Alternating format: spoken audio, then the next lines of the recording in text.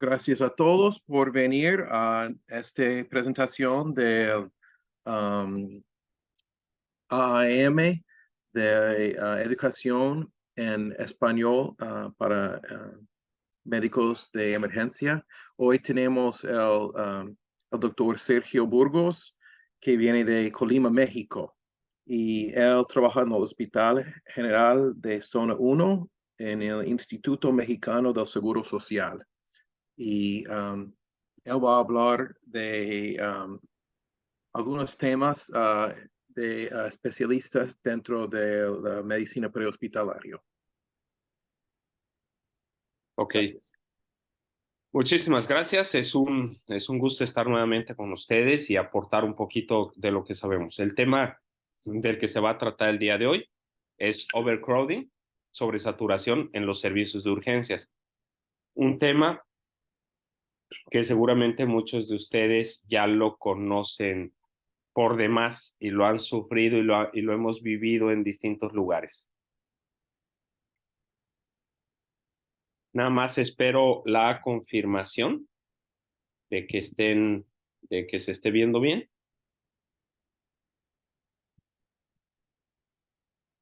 Lo veo bien y gracias por, lo siento por introducir otro tema, pero No, no hay problema. No hay ningún problema. Sí, entonces empezamos con el tema. Es un tema de corte administrativo. Sin embargo, me parece un tema fundamental.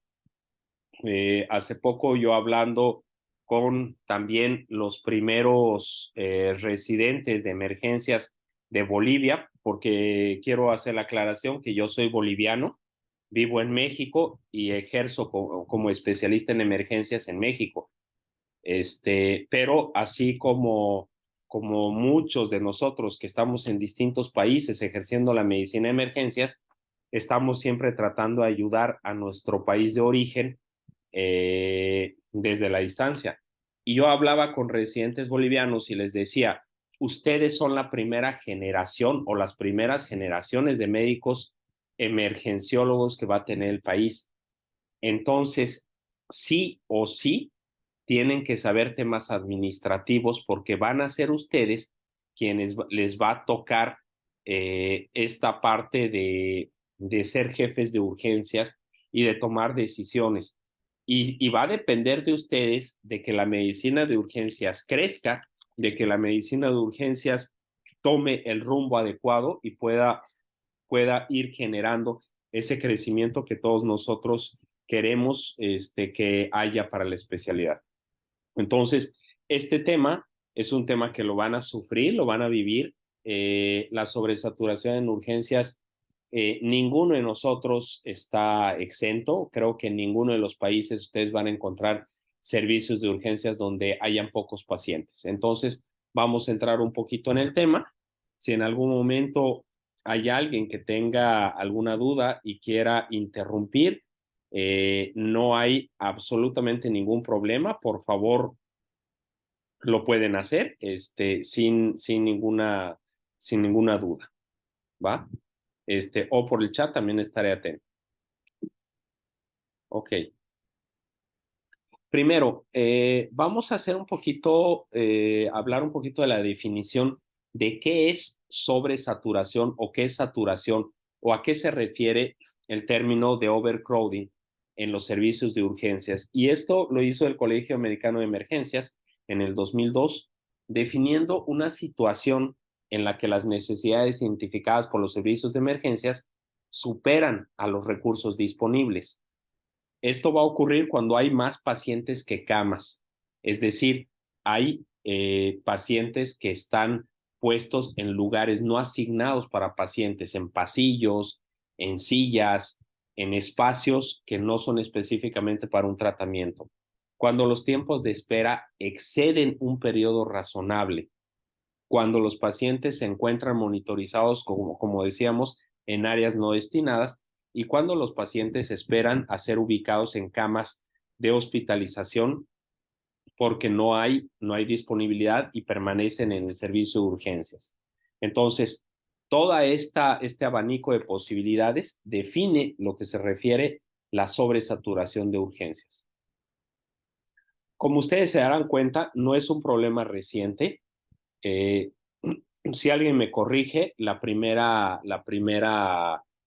imagen del US News, creo que es una imagen de los 90, y esta del Time es una imagen bastante más reciente, creo que es post pandemia, no sé exactamente las fechas, pero sin embargo, con todo esto, ustedes se darán cuenta que el servicio de urgencias es una noticia pública que ha estado en el interés de medios de comunicación en Estados Unidos y medios de comunicación bastante reconocidos, lo cual quiere decir de que no es un problema pequeño el que nosotros vamos a tratar, y es un problema que tenemos que estar vigilando constantemente. Y una de las cosas que tenemos que darnos cuenta es de que al ser un problema visible para la opinión pública y visible específicamente para el periodismo, también se vuelve un problema mediático que en algún momento puede tener un impacto en contra del hospital o del sistema de salud en el cual nosotros estamos. Entonces, vamos a empezar a mostrar algunos ejemplos de la sobresaturación. Este es un hospital de Bolivia, es el hospital japonés de cooperación que está en Santa Cruz de la Sierra, en Bolivia. Este es el área de choque, de trauma choque, donde deberían haber 2 pacientes, si ustedes se dan cuenta. Seguramente muchos de estos pacientes ni siquiera son pacientes que tengan que estar en el área de choque, y tenemos pacientes en los pasillos obstruyendo el flujo de los propios pacientes y del personal, obviamente acompañados algunos de ellos hasta por sus familiares, rompiendo todas las reglas de intimidad, de todas las reglas de buen trato y de calidad a los pacientes. Entonces, esta es una realidad latinoamericana, que no solamente es latinoamericana. Este es un hospital inglés en el cual nosotros podemos ver que toda esta línea es una segunda línea, porque realmente las camas destinadas para los pacientes están en este lado. Entonces, delante de la primera línea pusieron otra línea de camillas. Dichosos ellos que tienen la posibilidad de tener tantas camas para poder sacar y poder poner pacientes extras, aunque no es el lugar más indicado, por lo menos en una cama formal. Esto es en China. Esta no es una sala de urgencias, es la sala de espera recién para poder entrar al servicio de urgencias. Aquí ustedes podrán ver que las ambulancias llegaron y dejaron sus camillas. Habían algunas camillas probablemente del hospital en las cuales pudieron pasar a los pacientes y acostarlos para esperar en qué momento puedan empezar a valorar a este tipo de pacientes, y obviamente una cantidad suficiente de pacientes que están en espera de ser atendidos. Entonces, como ustedes se darán cuenta, no es un problema de América Latina, no es un problema de Europa, no es un problema de Asia, sino es un problema mundial. Ahora, ¿qué pasa cuando nosotros tenemos una cantidad de pacientes en estas condiciones?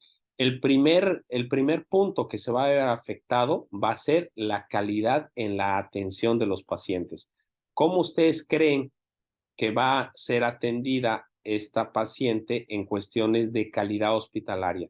Nosotros tenemos que entender que dentro de la calidad tenemos varios puntos que nosotros perseguimos para poder decir que estamos dando una atención de calidad. Entonces, una atención de calidad se va a definir como una atención médica oportuna, es decir, que se va a dar en el tiempo adecuado. ¿Ustedes creen que todos estos pacientes van a tener lo que necesitan en el tiempo adecuado en una sala de urgencias que está así? Segunda situación de calidad, vamos a intentar tratar estos pacientes con empatía, con un trato digno. Entonces, dentro de la empatía, ¿ustedes creen que con la sobresaturación que este médico tiene va a poder darle el tiempo suficiente de explicación a cada uno de estos pacientes y familiares y tomar y tener la paciencia de poderles explicar el porqué de su patología, el poderles explicar y tratar de ver cuáles son los miedos que este paciente tiene y tratar de ayudarle a entender su patología, o la privacidad específicamente que cada uno de estos pacientes tiene podrá ser la adecuada? Entonces, el primer punto donde esto va a afectar es en la calidad de la atención. Entonces, ¿qué vamos a tener? Pacientes y familiares insatisfechos. ¿Esto qué va a generar dentro de un sistema de salud? Quejas, va a generar demandas. Las demandas generan gasto de recursos médicos, de recursos económicos, de tiempo de la propia institución. Vamos a necesitar el apoyo de un departamento jurídico. Entonces, el primer punto donde le va a pegar a la atención, le va a pegar al sistema de salud, va a ser en la calidad. Ahora, esto si nosotros hacemos bien las cosas. Con esta cantidad de pacientes, ¿qué tanta probabilidad de que nosotros cometamos errores hay? Por favor, si alguien tiene abierto su micrófono, les pediría que lo cerrara para, para no estar distrayendo a los compañeros. Entonces, regresando a esto, en cuestión de errores médicos, este médico seguramente está destinado a una cantidad de pacientes habitual. Probablemente hay algún tipo de indicador que un médico atiende aproximadamente a 8 a 10 pacientes en un servicio de urgencias apoyado por médicos residentes, apoyado por otro personal del sistema de salud. Sin embargo, cuando nosotros tenemos el doble o el triple de pacientes, entonces evidentemente se podrá contratar de manera temporal a algo de apoyo, pero nunca llega a tiempo y muy frecuentemente no es lo suficiente. Entonces este médico o esta enfermera que puede estar por acá va a tener la necesidad de atender más pacientes, y el hacer las cosas rápidas y tratar de cumplir con todas las cosas que se requieren, aparte todos los papeles y todas las exigencias que la propia institución tiene, en algún momento nos van a arriesgar a cometer algún error. Entonces, se ha demostrado que se incrementan los errores médicos. Estos errores médicos, esta presión por cumplir todo, obviamente va a producir una sobrecarga directamente sobre el personal de salud. El personal de salud que trabaja en los sistemas de emergencias y sobre todo en los hospitales, en las áreas donde están sobresaturados, tienen mayor carga de estrés. Entonces, esto nuevamente vuelve a tener sus repercusiones dentro del sistema de salud y dentro de la calidad de la atención y dentro del trato digno y dentro del buen trato. Entonces, e incrementa nuevamente los errores. Entonces, esto se hace un círculo vicioso. Pero bueno, hasta aquí estamos hablando de algunos efectos que pueden ser malos, pero hasta ahí todavía pueden ser controlables. Pero yo creo que uno de los peores miedos que puede existir es que nosotros no tengamos un lugar ni siquiera donde podamos recibir un paciente que está en condiciones críticas. Y este es el ejemplo de un hospital del Estado de México aquí, y es un ejemplo bastante reciente. Es de época COVID, en la cual no habían camas para recibir pacientes. Entonces llega este individuo, una persona de casi 190 kilos, con franco deterioro de su estado de salud, y resulta con que no lo pueden bajar y lo bajan y lo ponen en el piso porque no tenían camillas y deciden intubarlo en estas condiciones. Entonces, desgraciadamente, esto produjo una fotografía por parte de los familiares en la cual se quejaban de trato digno a su familiar porque lo tenían en tratamiento y en manejo en un área evidentemente no adecuada para esto, y lo tenían en un área que la consideraban no digna para un paciente. Entonces, imagínense el conflicto que generó esta fotografía. Entonces, nosotros tenemos que entender que el principal riesgo va a ir sobre el paciente. El miedo que yo tengo cuando mi servicio de urgencia siempre está saturado es no tener una cama para recibir un paciente en paro, ¿no? Y tener que estar haciendo medidas heroicas y tener que estar exponiéndome a estos riesgos. Y estos son algunos ejemplos de hospitales mexicanos. Aquí a la izquierda ustedes pueden ver un paciente que está en una zona de tratamiento que no es ni siquiera hospitalaria. Alguien consiguió algún cobertor, alguna cobija y desgraciadamente es de la institución en la que yo laboro. No es en el hospital donde yo estoy, pero es la propia institución y el sistema de salud donde yo laboro, en el cual tuvimos que atender o se tuvo que atender a una paciente y ponerla en el piso porque no había un espacio donde. O esta otra paciente, desgraciadamente, que requería un manejo avanzado de la vía aérea y no se lo podía poner en un lugar para poderle intubar. Entonces el médico especialista en emergencias, que además nosotros somos todoterreno, se tuvo que acostar e intubar pecho tierra como si lo estuviéramos haciendo en un campo de batalla. Entonces, para nosotros poder entender todo el problema que hay en torno a la sobresaturación en emergencias, vamos a hacer un poquito de recordatorio de la fisiología básica del corazón y del sistema de circulación. El servicio de urgencias funciona como un corazón.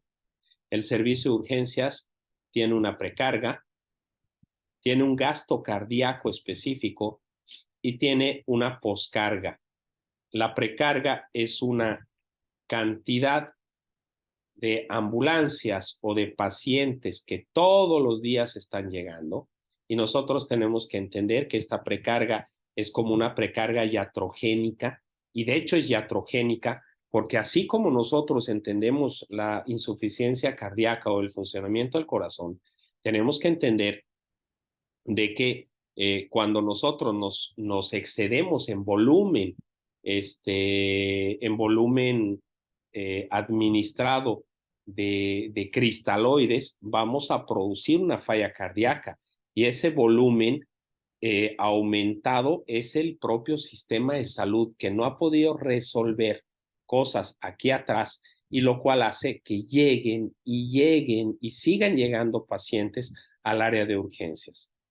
Tenemos un gasto cardíaco que va a estar totalmente influido por la eficiencia y la efectividad del personal que trabaja en urgencias y nosotros los emergenciólogos siempre trabajamos como si fuéramos un corazón inyectado de levosimendan o fuéramos un corazón inyectado de dobutamina en el cual estamos siempre inotropizados, digamos así, siempre estamos acelerados, siempre estamos tratando de resolver y vencer las resistencias vasculares periféricas, en este caso como la poscarga.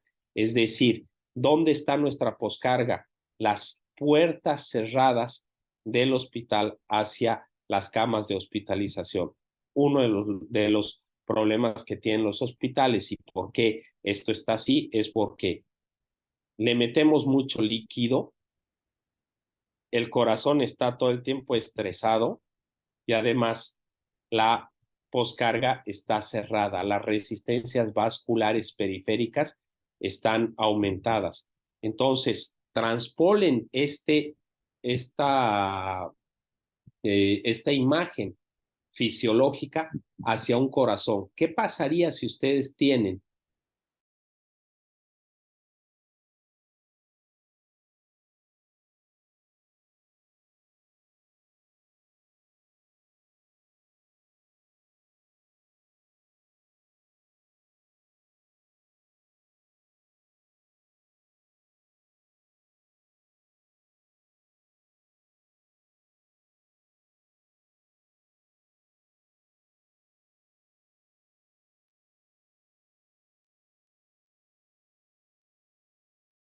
¿Todavía está? No sé, no sé qué pasó.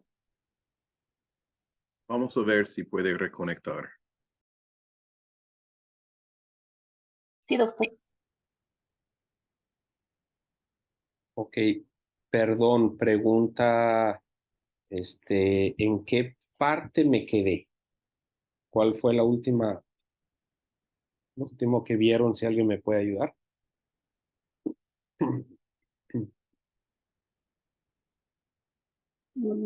En cómo funciona el servicio de emergencias, como bomba, como el corazón. Ah, ok, voy para allá. Ujú. Sale. Bien. Ok, entonces, estamos acá. Muchas gracias. Entonces, hablábamos de que el corazón es como si fuera, el servicio de urgencias es como si fuera un corazón. Y nosotros, ¿qué pasaría si a un paciente de 50 años que tiene insuficiencia cardíaca y que nosotros lo estamos medicando con digoxina, le metemos No una se ve llegada a todavía, urgencias? Sergio. Perdón. No se ve la presentación o no sé, no lo veo yo. Ok, ok, dejo de compartir y vuelvo a compartir. Ahí está. Ok, Gracias. perfecto, ya, ahora sí.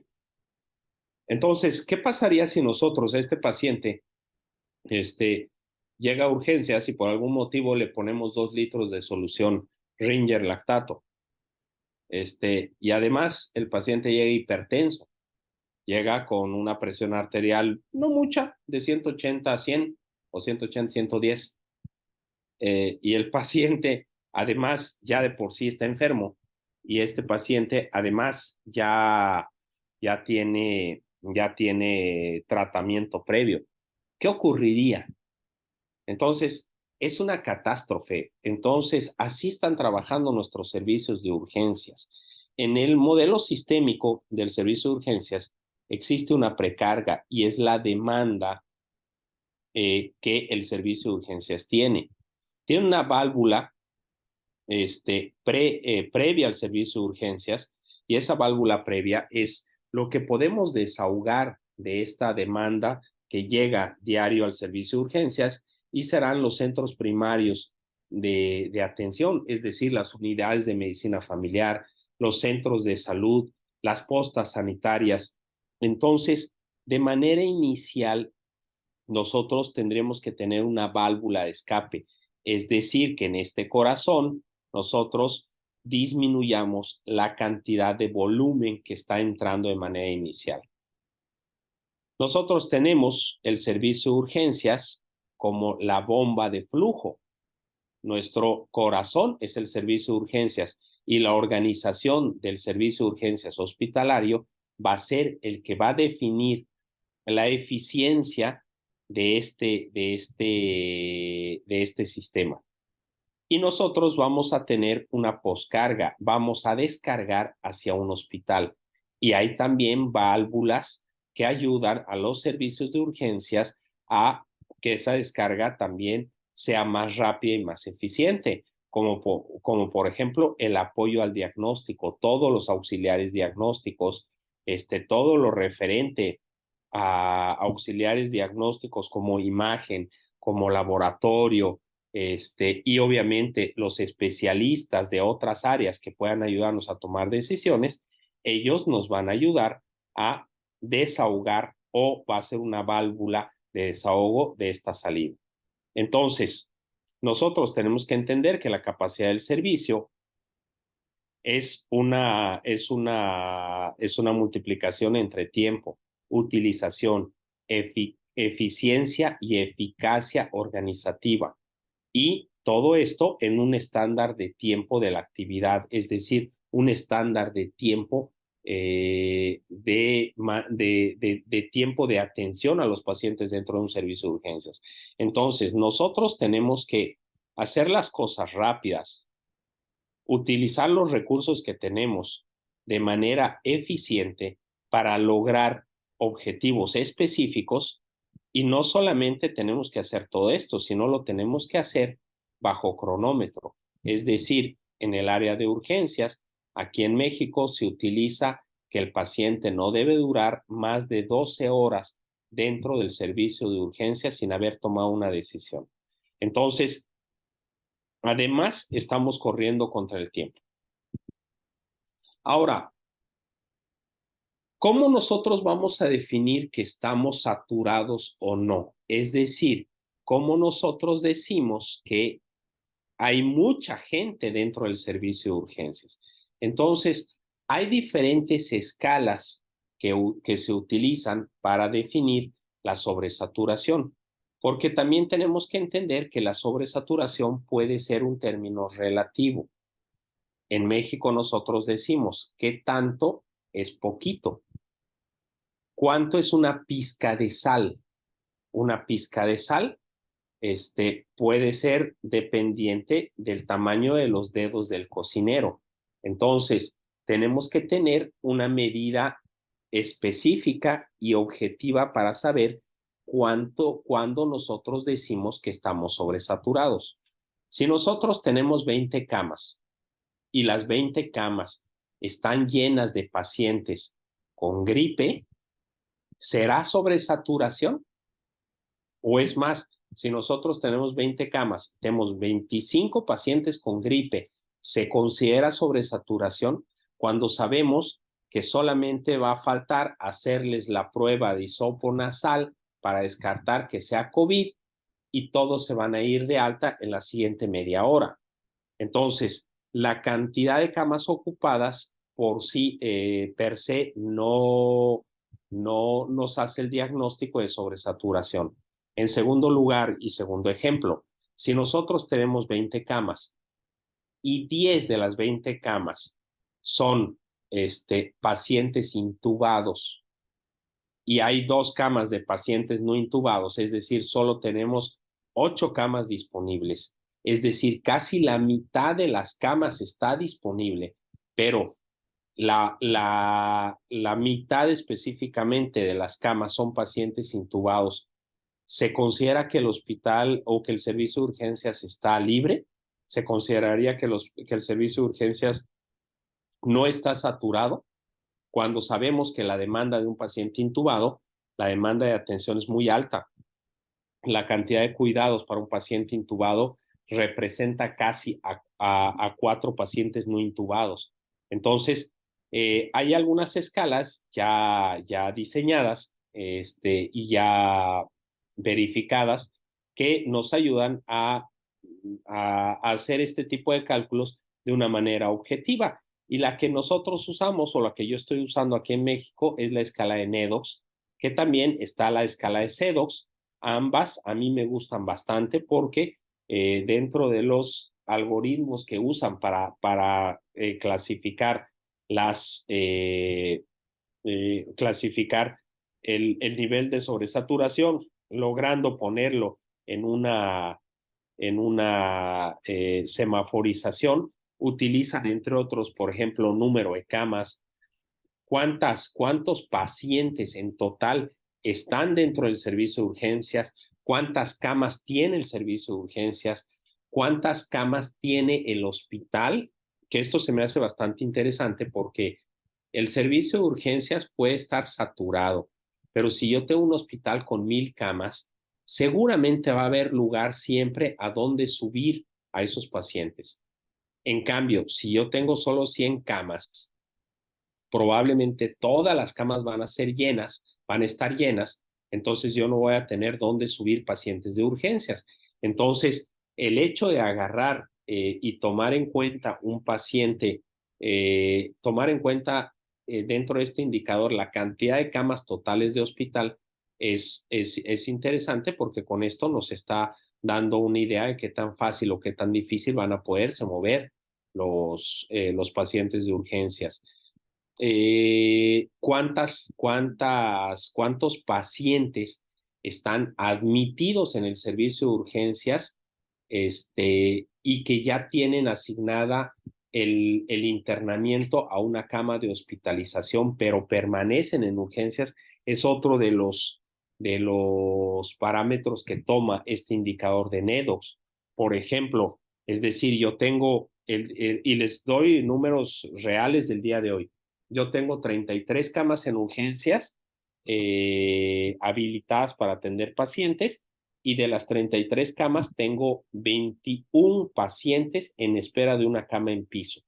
Entonces, esto habla de que hospitalización está llena y no van a haber camas. Entonces, esto me está hablando de una proyección a futuro en la cual yo sé que no van a haber camas, no van a subir pacientes y van a seguir llegando. Entonces, este problema va a ser más grave. Entonces, toma en cuenta algunos horarios, tiempo de espera, por ejemplo, de los pacientes que están en la sala de espera para atender consulta, cantidad de pacientes que están en la sala de espera para solicitar atención médica, cantidad de horas esperadas de del paciente más viejo, más largo, que está esperando una cama de hospitalización, es decir, de todos los pacientes que ya tienen indicación de internamiento hospital, ¿cuál es el más viejo?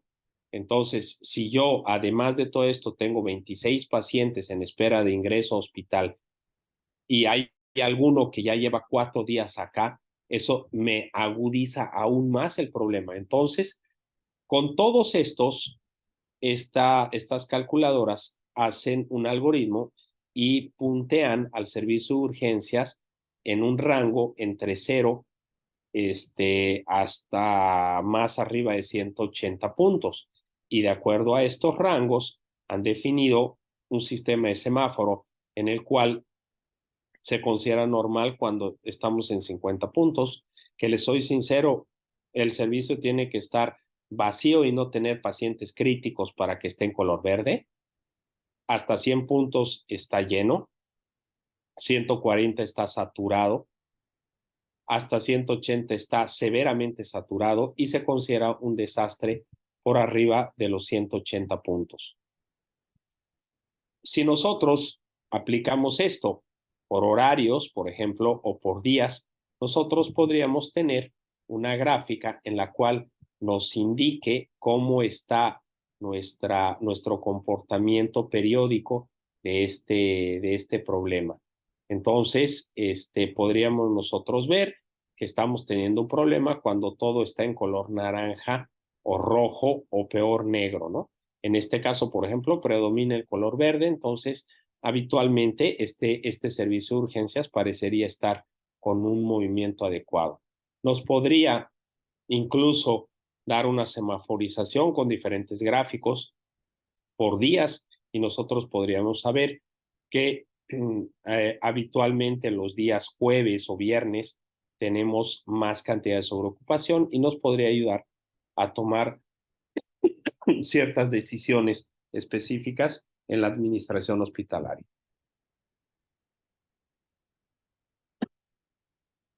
Y algunas preguntas, pues, porque ya hemos hablado de cómo es la saturación, ya hemos hablado de cuáles son los riesgos de la saturación, ya hemos hablado de medirla.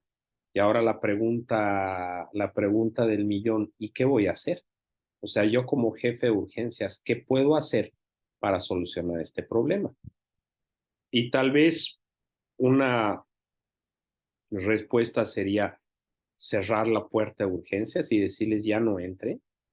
O sea, no hay ya capacidad, y hacer como le hacen las diferentes especialidades, medicina interna, en hospitalización tiene 50 camas, se ocupan las 50 camas y cierran su puerta.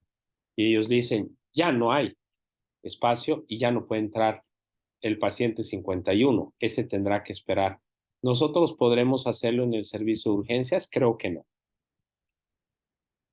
Aumentar las camas de urgencias. Si nosotros tenemos 20 camas, ¿ayudaría si nosotros aumentamos las camas de urgencias? No. Lo que nosotros haríamos sería, en el concepto de la insuficiencia cardíaca, hacer un corazón más grande, que le quepa más sangre. Entonces, ¿qué va a pasar? Ese corazón se va a hacer más insuficiente. Ese corazón va a perder la capacidad de contraerse. Entonces, si yo, y esta es una solución propuesta muy frecuentemente de quienes no entienden el problema de la sobresaturación. Llega el ministro de Salud de nuestro país a visitar nuestro hospital y ve con humanismo cómo doña Juana está sentada en un banquito esperando la atención de urgencias. Y lo primero que dice el ministro de Salud o el diputado que vino a visitar el hospital y a ver las necesidades del pueblo, dice, esto está mal. No podemos tratar nosotros a doña Juana en un banco, en un pasillo. Entonces, vamos a mandar a comprar más camas, vamos a derribar esta pared y esta pared la vamos a recorrer 20 metros para allá y ahora el servicio de urgencias no va a tener 20 camas, va a tener 60 camas. Entonces, ¿qué es lo que vamos a hacer?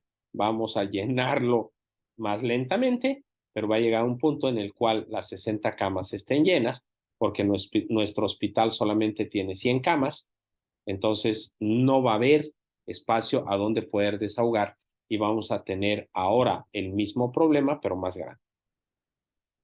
Entonces, tenemos que entender que hay problemas que se pueden resolver desde la precarga.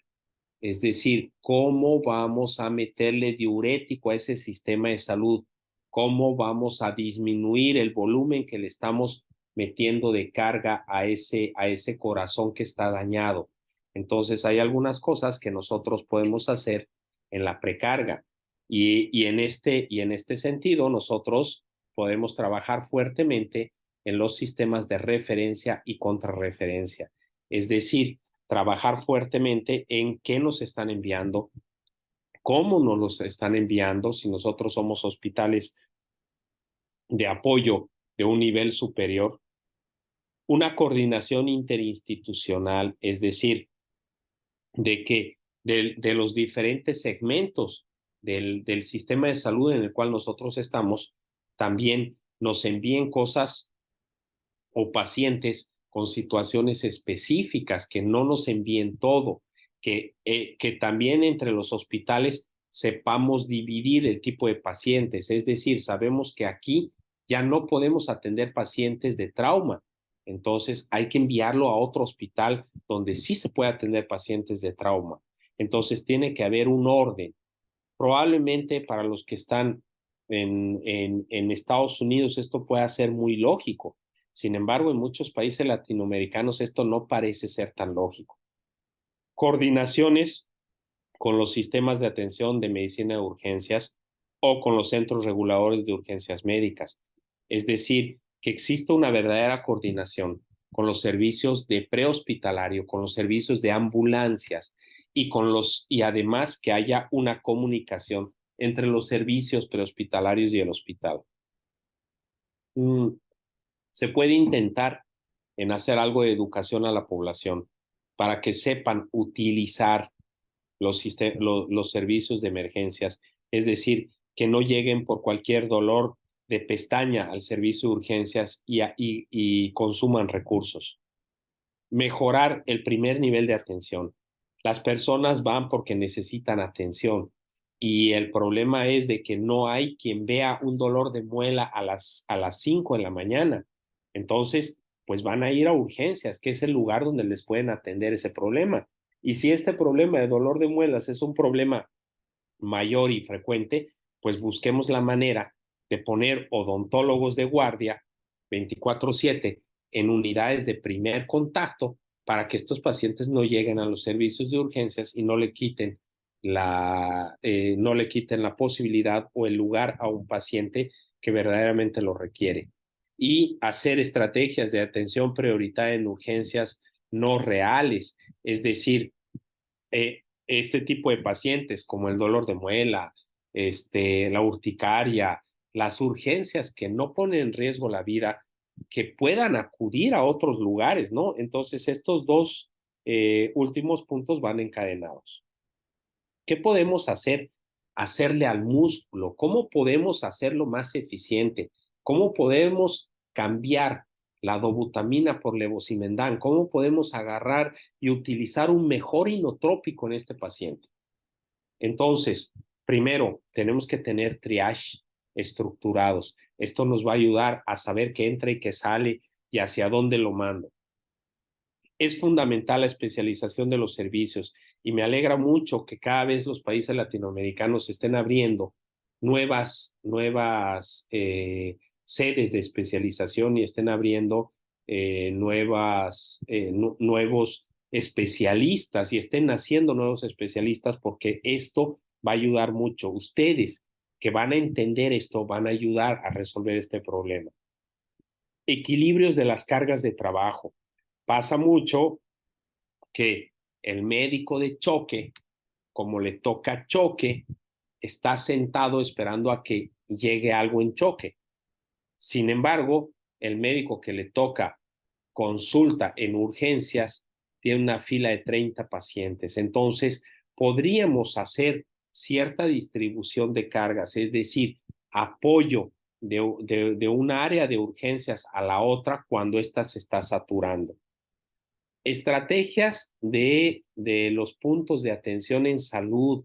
Estas estrategias son fundamentales. Si ustedes buscan la manera de llevarle a la cama del paciente dispositivos que puedan ayudar a tomar decisiones, va a ser mucho más rápido el paso de este paciente y vamos a poder tomar decisiones rápidas. Para que el paciente se vaya rápido, necesitamos también decisiones rápidas y diagnósticos oportunos. Vamos a poner el siguiente ejemplo. Si un paciente llega y nos refiere síntomas de hiperglicemia y nosotros tenemos un glucómetro, en cuanto llega le picamos el dedo y decimos, tiene 110, no es hiperglicemia, no hay datos de severidad ni de gravedad alta. O tiene 500 de glucosa, se va a ingresar y se van a empezar a hacer estos estudios y en 3 horas nosotros vamos a tener, o en 2 horas vamos a tener todos los estudios y en 2 horas vamos a poder definir si el paciente ingresó a hospitalización o se quedó en nuestra sala para poderlo dar de alta en las siguientes 3 horas. Si nosotros no tuviéramos este dispositivo point of care como es el glucómetro, ¿qué pasaría? Tendríamos que tomar una muestra de sangre y mandarla al laboratorio. Y recién en 2 horas que el laboratorio nos reporta la química sanguínea, nosotros podríamos decir, el paciente no era hiperglicemia y tiene 110 de glucosa. Entonces, si ustedes se dan cuenta, las estrategias estas de punto de atención van a disminuir mucho y así están todo lo que se refiere al laboratorio, gasometrías, kits de detección de cardiopatía isquémica, para tromboembolia pulmonar, el ultrasonido, el POCUS utilizado en los servicios de urgencias, entran en esas estrategias y van a acortar los tiempos de atención dentro del servicio de urgencias, es decir, van a ser más eficiente este músculo cardíaco. Acuerdos interdepartamentales, que los especialistas de otras áreas sepan que es prioridad venir a urgencias. Es decir, que si yo necesito al cirujano, el cirujano pueda venir en menos de 1 hora o 2 horas o no más de 4 horas a atender esa interconsulta para solucionar el problema o tomar una decisión. Oportunidad de la atención de los estudios paraclínicos, que los laboratorios sabemos que pueden salir en 30 minutos, en 1 hora, que no tarden 4 horas, que no se pongan a tomar todas las radiografías programadas antes de sacar las radiografías de urgencias.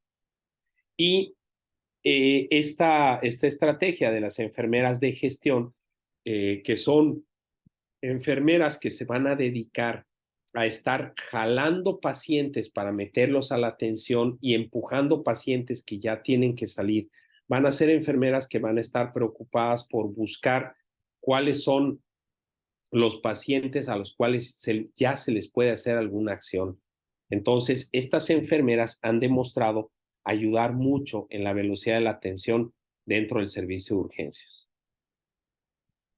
Y en la salida, ¿cómo vamos a hacer para disminuir el gasto cardíaco? Para disminuir las resistencias vasculares periféricas?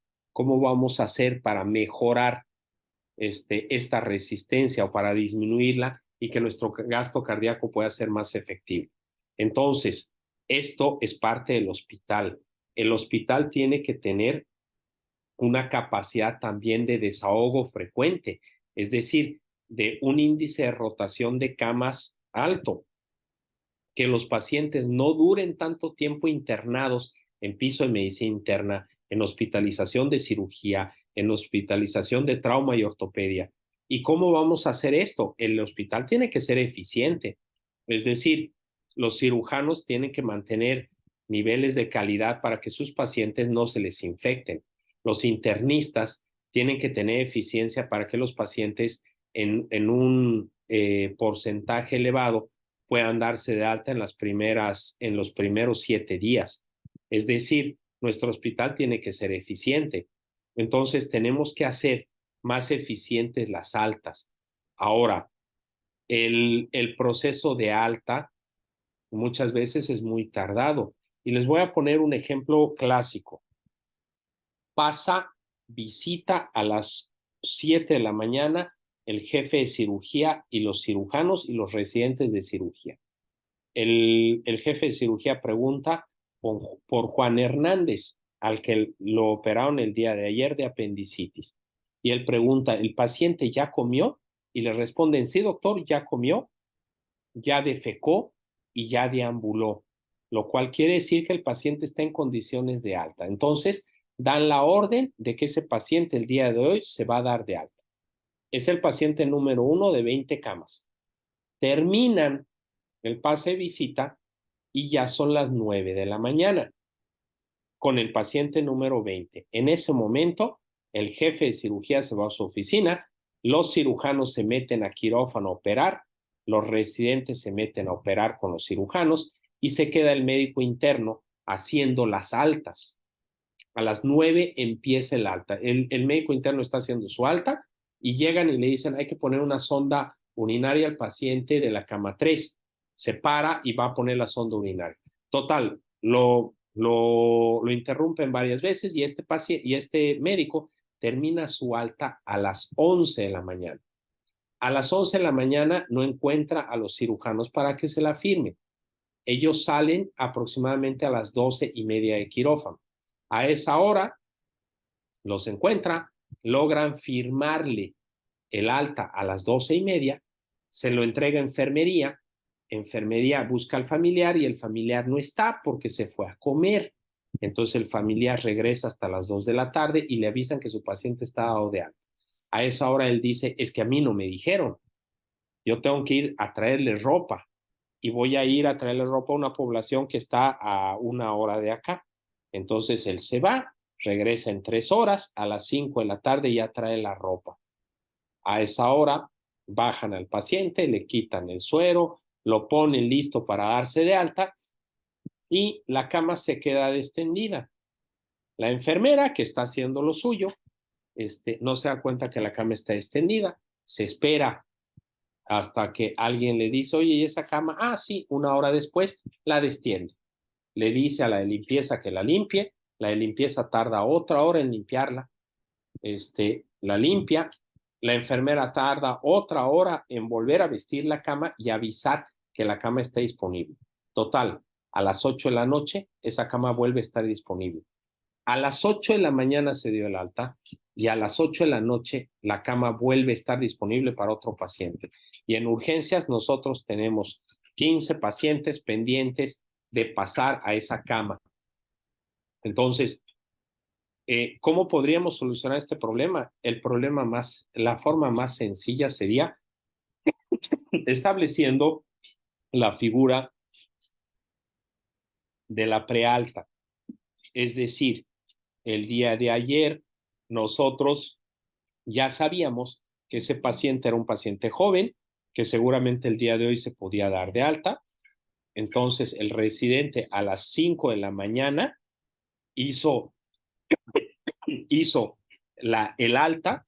A las 5 de la mañana ya estaba el alta hecha. A las 7 de la mañana pasaron la visita. El doctor dice, sí, efectivamente se puede dar de alta.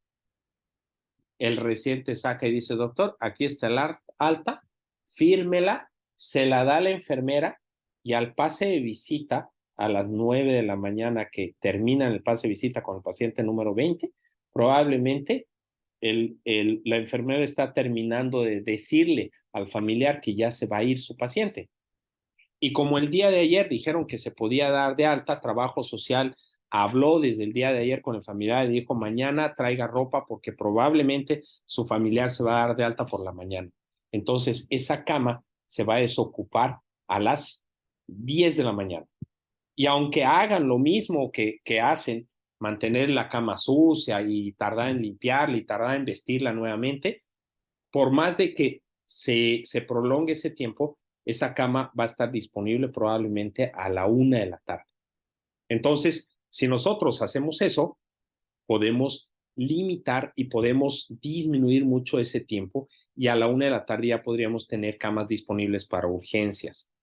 Este sistema que les estoy platicando se llama gestión de camas.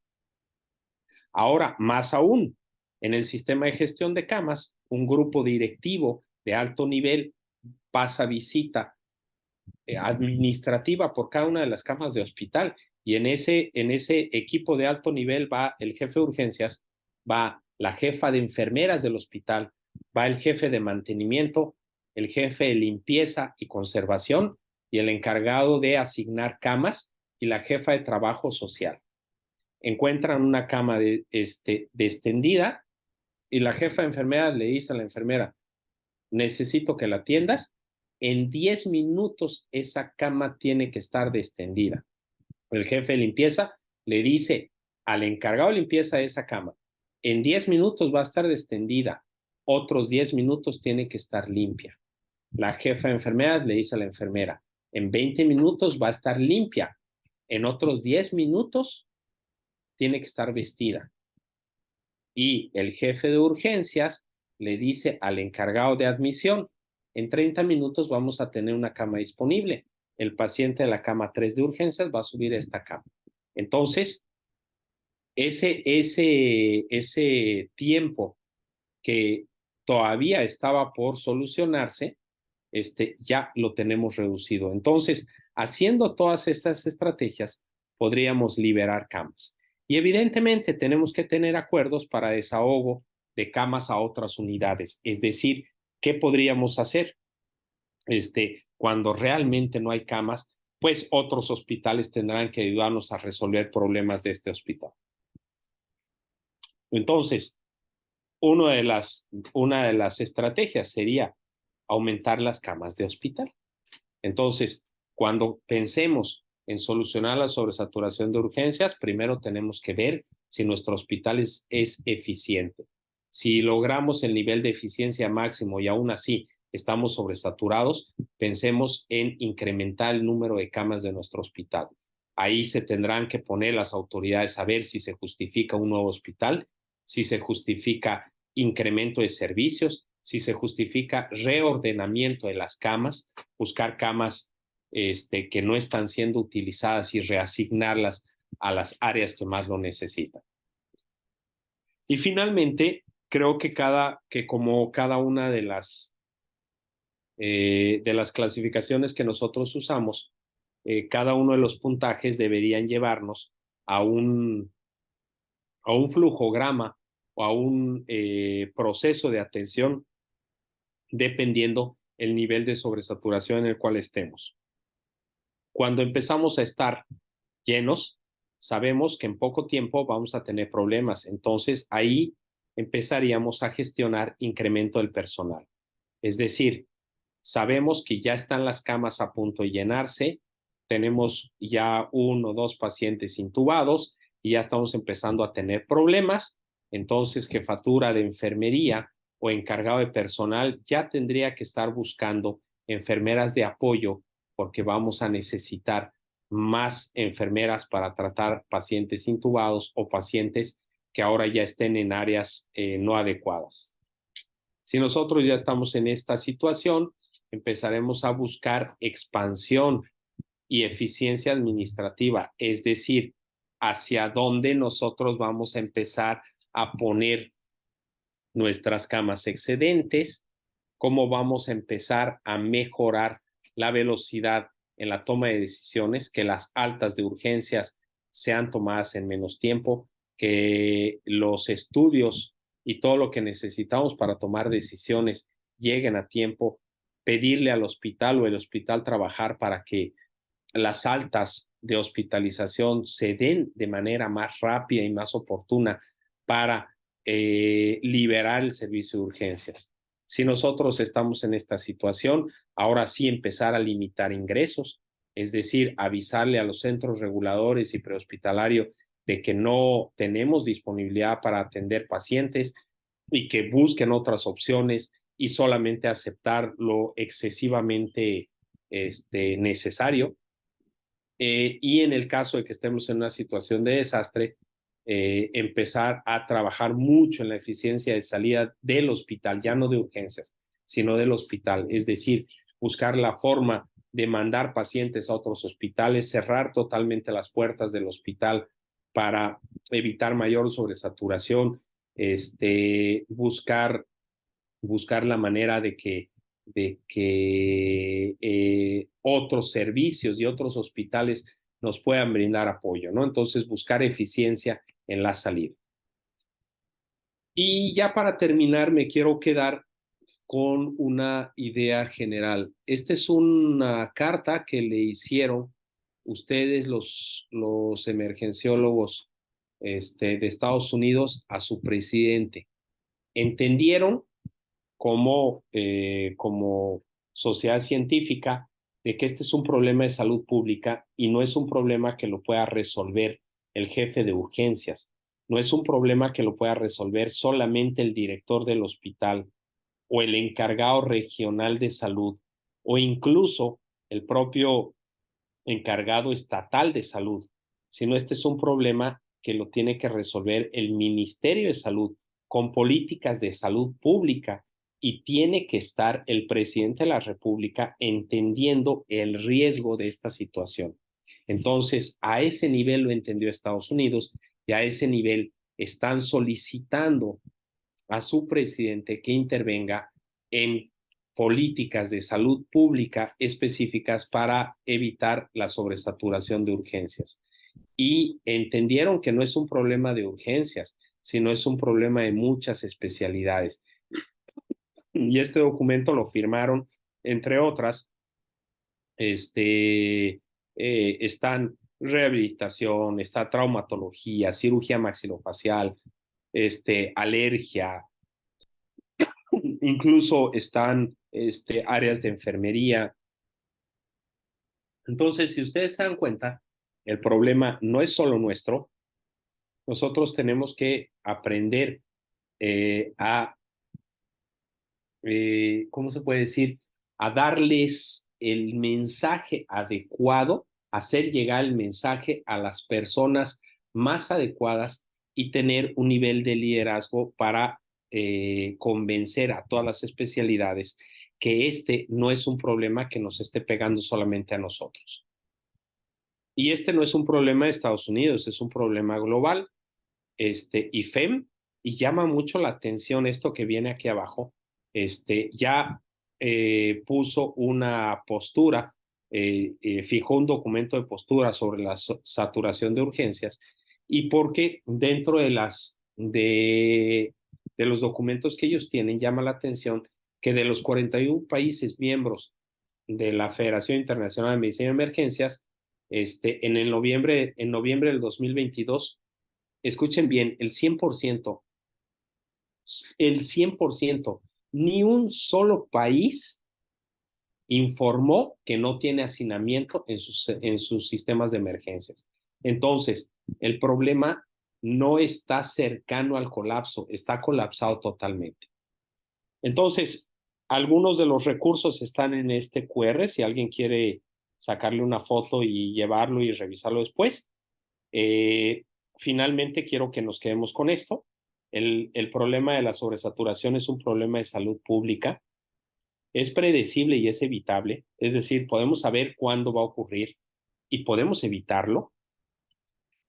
Tenemos que trabajar mucho en dejar de normalizar el problema de la sobresaturación. Necesitamos que haya voluntad política, es decir, tenemos que convencer a los políticos que el problema no es de nosotros, sino es un problema de todos, ¿sí?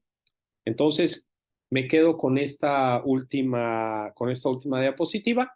Si alguien tiene la intención de comunicarse conmigo, les dejo mis redes sociales y les agradezco mucho por el tiempo y el espacio prestado. Sé que es un tema muy administrativo y sé que es un tema que de repente puede ser cansado. Dejo. Sí, tal vez podemos aceptar algunas preguntas por como 5 minutos antes de tenemos que terminar. Ok. Sabe que pienso mucho en el problema es que uno de los problemas es que hay un flujo de pacientes que cambia durante el día, así que es Sí. difícil manejar no sé, es como que no podemos predicar lo que va a suceder cada día. Podemos Predecir, predicar que sí. habrán problemas cada día, pero no Pero sabremos cuántos. no se puede predecir completamente, pero sí hay tendencias. Sí, Sí hay tendencias. O sea, nosotros notamos claramente que el día lunes, aquí en México es muy claro, el día lunes hay más pacientes que el día jueves. sí, Sabemos que el día de partido de fútbol hay más accidentes que en vacaciones. En vacaciones todos se van y urgencias es vacío. Y sabemos que durante el día también hay horarios. Aquí en México muy frecuentemente pasa de que entre las 11 de la mañana hasta las 3 o 4 de la tarde hay un incremento notable de demanda de atención. Y desde las 6, 7 de la tarde hasta las 10, 11 de la noche es otro pico de demanda. Entonces, si nosotros estamos todo el tiempo juntando data y estamos revisando las estadísticas, nos daremos cuenta que hay ciertas tendencias y nosotros podríamos incluso hacer contrataciones especiales por horarios, hacer contrataciones especiales por días, establecer días de descanso o de trabajo de acuerdo a este tipo de tendencias y lo mismo incluso anuales, ¿no? O sea, sabemos que en ciertas épocas por temporalidad de clima también ocurren diferentes cosas. Entonces, no es predecible completamente, pero creo que tampoco es tan impredecible.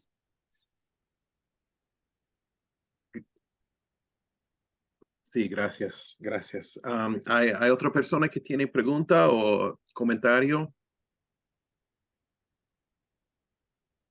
O no entendieron nada, o quedó todo muy claro. Sí, se quedó muy claro. Gracias al doctor Burgos por presentar hoy y esperamos que podamos reunir el mes que viene y espero que tal vez pueda venir en el futuro también. doctor Burgos. Estoy dispuesto a colaborar. Por favor, si puedo yo seguir colaborando, con todo gusto. De todas maneras, ahí dejo mis redes y el contacto. Estoy a disposición siempre. Muchísimas gracias. Gracias, hasta luego. Bye.